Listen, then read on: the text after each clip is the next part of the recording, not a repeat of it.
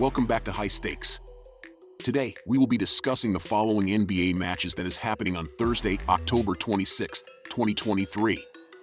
We will be providing our team, total, and prop picks for the day. Before we get started, please remember to subscribe to our channel and turn on notifications so you don't miss any of our videos.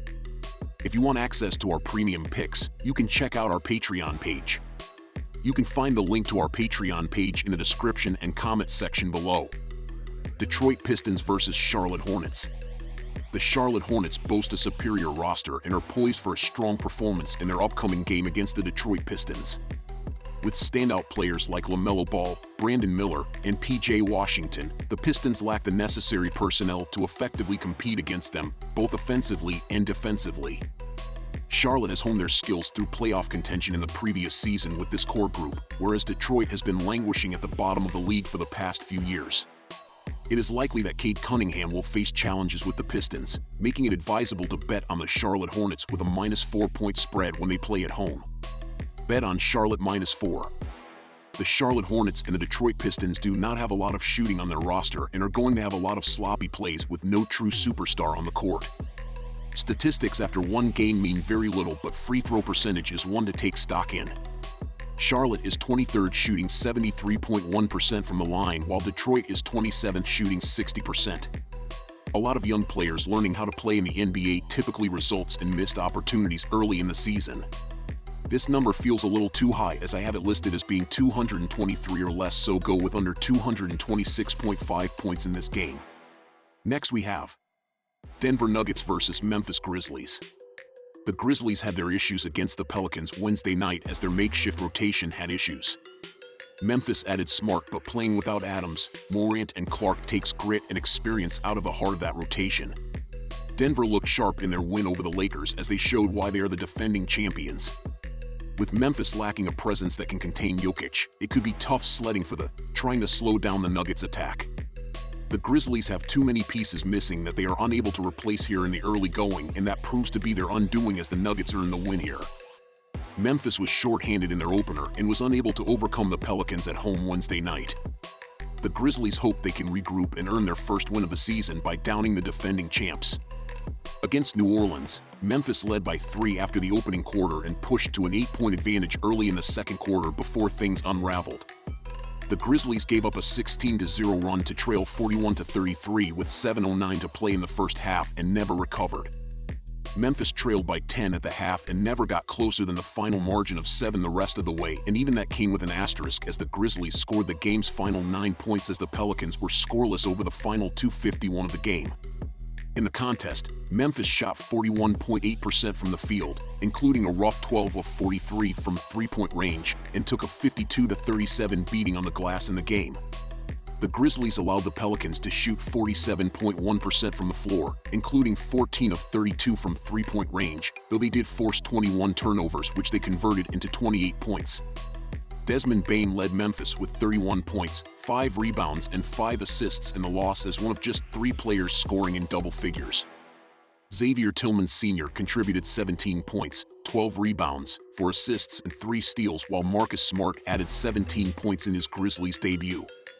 Memphis needs more from Jaren Jackson Jr., who shot 2 of 9 from the field to finish with 8 points to go with 5 rebounds, 3 assists, and 5 blocks in the loss. Our total pick is over. Next we have Oklahoma City Thunder vs. Cleveland Cavaliers. Cleveland exhibited solid defensive performance on Wednesday, and they appear poised to further stifle the Thunder's offense. The Oklahoma City Thunder primarily rely on Shai Gilgeous-Alexander and seek to exploit post plays with Chet Holmgren, but the presence of Evan Mobley in the Cavaliers lineup could pose challenges for the rookie. Additionally, the Thunder's defensive capabilities are a source of concern, particularly when facing the Cavaliers, who demonstrated improved floor spacing with Struss in their previous game. Furthermore, the Cavaliers are likely to be highly motivated playing at home, given their strong track record last season, where they went 24-17-1 against the spread as the favored team in home games. Consider taking Cleveland -5. With how good Cleveland plays defensively, take the under 225.5 points in this game. Last season, the Cavaliers had a defensive rating of 110.6, which ranked first, while OKC ranked 13th in offensive rating and 14th in defensive rating last season. Meanwhile, last season, the Cavs went 47-40 in hitting the under, while at home were 25-19 at home. OKC, meanwhile, was a better over team last season, but this stingy Cavs defense should be able to keep the Thunder's offense in check and force them to take bad shots. Cleveland will also look to slow down the game and bring the pace down. Take the under 225.5 points. Next we have New York Knicks versus Atlanta Hawks. The odds makers are anticipating an exciting matchup on Friday night, with the Atlanta Hawks being favored by just 2.0 points against the visiting New York Knicks. Following their lackluster performance against Charlotte, I cannot support Atlanta in this game. In that previous outing, they struggled, shooting only 41.9% from the field and 29.7% from beyond the arc. In the grand scheme of things, while Trae Young is arguably the standout player in this contest, I believe the Knicks possess a more well-rounded team. Additionally, they benefit from the coaching expertise of Tom Thibodeau, who has had the upper hand in recent series matchups, boasting a 10-4-1 ATS record in the last 15 road games in this head-to-head rivalry. If the Knicks can come close to their impressive 43.9% three-point shooting from the previous game, victory should be well within reach.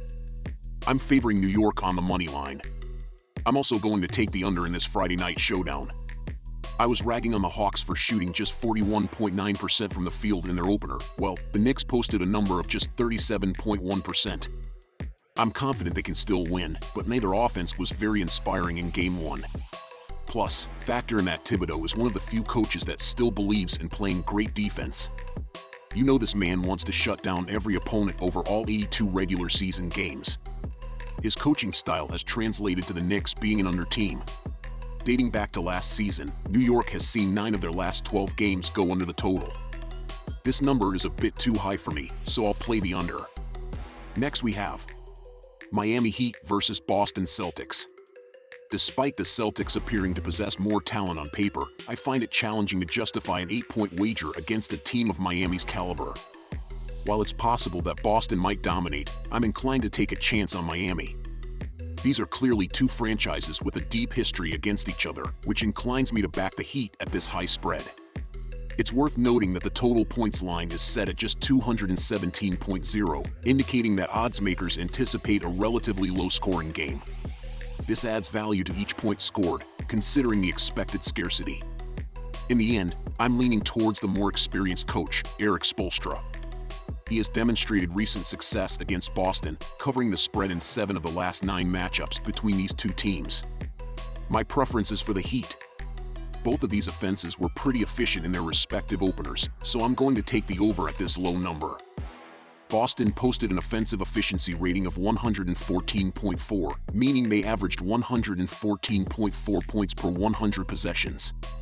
While it's still early, that's the 9th best mark in the NBA through the early going.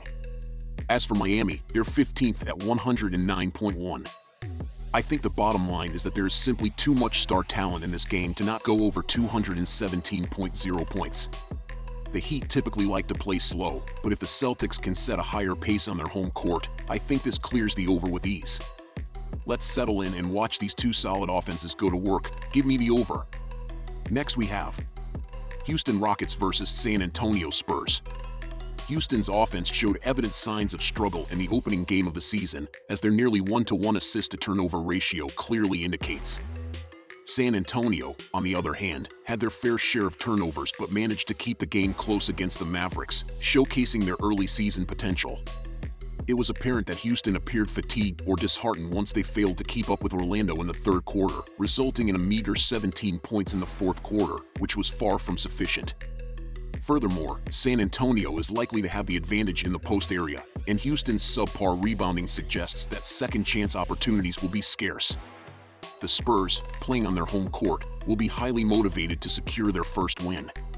It's advisable to go with the favored team in this case. Choose San Antonio minus 1.5. Houston was a much better offense when they pushed the pace last season, and I expect them to push it a little more here than they did in the opener. San Antonio pushed an otherwise slow Mavs team as they ended the game with 105 total possessions. We saw how the Spurs struggled to get key stops and they gave up 19 points in transition. Houston defended the fast break well, but they were out-muscled down low, and given that's where the Spurs have the clear upper hand, I expect them to feed it inside all night and rack up the high percentage shots. Lastly, if the Spurs are unable to lock down on the perimeter, the Rockets will be more than happy to take their chances from deep.